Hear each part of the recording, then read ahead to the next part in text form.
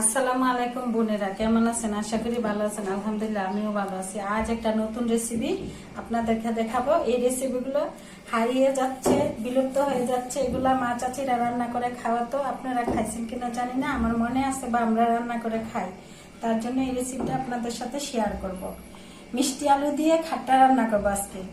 মিষ্টি আলুর সাথে দিব টমেটো, তেঁতুল আর আমের আমশি। আমরা আমশিও বলি, আমের খলিও বলি। এই যে কাঁচা আম যখন গাছ থেকে পড়ে তখন আমের খলি বানাই, শুকাইয়া রাখি আর কি, সারা বছর খাওয়া যায়। আর এগুলো আমার বড় আপা গ্রাম থেকে আমার জন্য পাঠায়। আমি যে যে জিনিসগুলো পছন্দ করি এগুলো আমার বড় আপা আমার জন্য সংরক্ষণ করে পাঠায়। সাথে দিব চিনি। এইভাবে রান্না করতেছি, আপনাদের সাথে শেয়ার করব।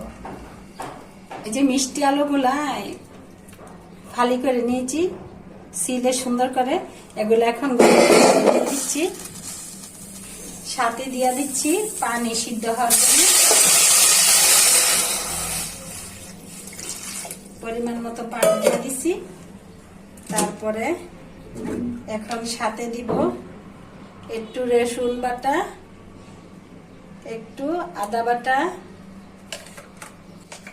সাথে দিচ্ছি জিরার গুঁড়া। তারপরে এখন পরিমাণ মতো লবণ দিয়ে দিচ্ছি, স্বাদ মতো। এখন এগুলা সিদ্ধ হয়ে নেক। সিদ্ধ হওয়ার পরে অন্য উপকরণগুলি কিভাবে দিব আপনাদেরকে দেখাবো। দেখি কিরকম হয়েছে, দেখি মিষ্টি আলুটা সিদ্ধ হয়েছে কিনা। ও একবারে গলিয়া গেছে।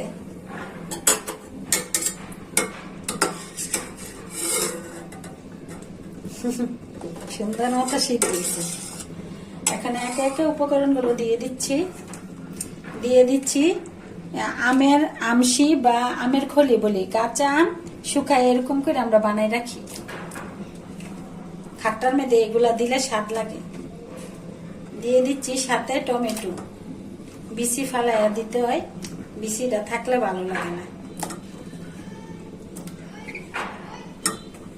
এরকম খাবারগুলো বিলুপ্ত হয়ে যাচ্ছে, হারিয়ে যাচ্ছে। সবাই এগুলা এখনের মানুষেরা সব দেখেন, আমরা মা চাচিরা রান্না করে খাওয়াইতো তো, আমাদের কাছে ভালো লাগে। আমি এই রান্নাটা মনে রাখছি। এই যে দেখেন তেঁতুল গুলাইয়া এই যে রস করে নিচ্ছি। এটার সাথে খাট্টা তো, আর এখন গরমের সিজন, এগুলা গরম খরার দিন আইসা পড়ছে। যদি এই খাট্টাটা রান্না করে খান, স্যুপের মতো খাইতে পারবেন, ভাতের সাথেও খাইতে পারবেন, অনেক টেস্ট লাগে।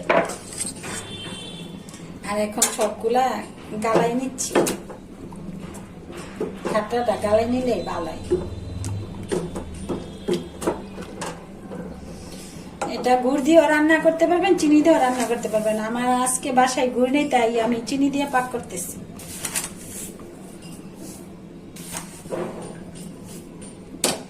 আর এই খাটাটা খাওয়ার সাথে সাথে ভিতরটা একবারে সতেজ হয়ে যায়। যদি আপনি বেশি গরম করে অস্থির অস্থির লাগে, তখন এরকম খাট্টা পাক করে গরমের সিজনে খাবেন, ভালো লাগে।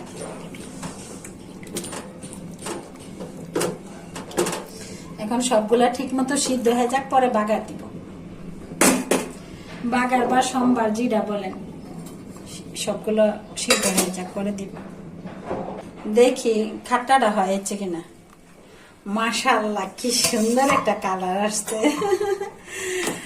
টমেটো, তারপরে কি আমের আমশি বা আমের খলি যেটাই বলেন, তারপরে দিছি তেঁতুলের রস। মনে করেন খাওয়ার সময় মনে হইব যেন স্যুপ খাইছেন বা নেহারির মতো, এরকম আর কি, সেই রকম লাগে। দেখি আমের খলি গুলা, ও সিদ্ধ হয়েছে কি সুন্দর। এই যে মোটা মোটা হয়ে গেছে। এখন একটু বাগার দিয়ে দিচ্ছি, বাগার বা সোমবার যেটাই বোনেরা বলেন, এটা এখন দিয়ে নিব। এখন পাতিলটা চুলার উপরে বসাই,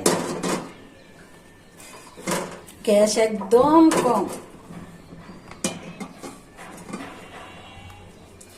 পাতিলটা চুলার উপরে দিয়ে দিলাম, দিয়ে দিচ্ছি তেল।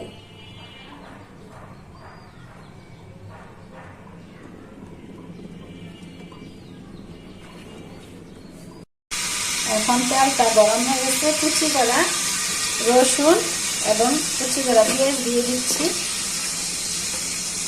এগুলা সুন্দর মতো ভাজা হয়ে যায়। সাথে দিব একটা তেজপাতা,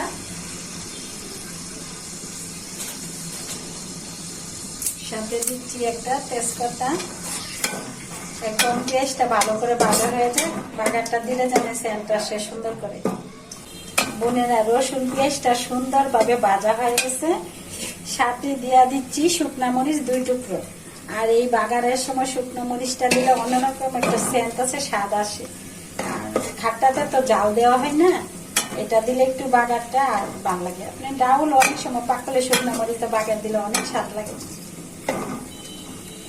ভালো করে মরিচটা ভাজা হয়ে যায়। বোনেরা, এখন ভালো করে মরিচ রসুন পেঁয়াজ সুন্দর মতো কালার হয়ে গেছে, এই যে ব্রাউন কালার হয়েছে, ভাজা হয়ে গেছে। এখন বাগার বা সোমবার যেটাই আপনারা বলুন ওইটাই দিতেছি। আমরা বাগারও বলি, সোমবারও বলি।